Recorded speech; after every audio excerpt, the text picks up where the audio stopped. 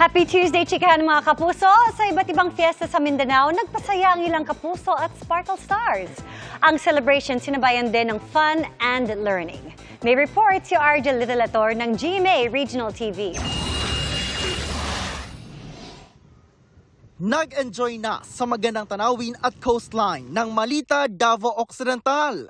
Napuno pa ng aral ang trip ni E.A. Guzman kasama ang Queendom Divas na sina Marian Osabel, Hannah Priscilas at Jessica Villarubin.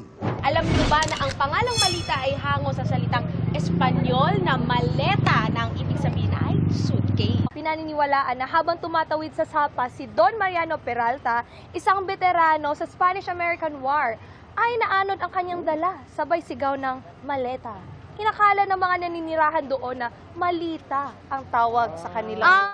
Matapos ang kanilang tour sa museum, tinikman din ng Kapuso Stores ang ilang ipinagmalaking pagkain ng probinsya tulad ng puto kasava at biko latik. Ganun ba pang commercial? Yan, gumaganon pa yung latik. Kuya, kung namin latik, gumaganon pa yung latik. Tapos bigla ngayon kakainin ng mga ganun. Very slow motion. Oh my God! Nakisaya rin sila sa 9th araw ng Davao Occidental. Ang init ang pagtanggap ng taga-Malita sa amin.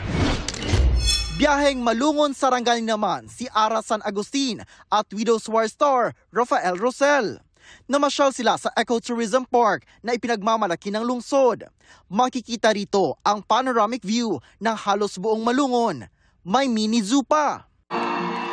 Bago niyan, pinasaya muna nila ang nasa halos 3,000 guro noong World Teachers Day. Sa Zamboanga City,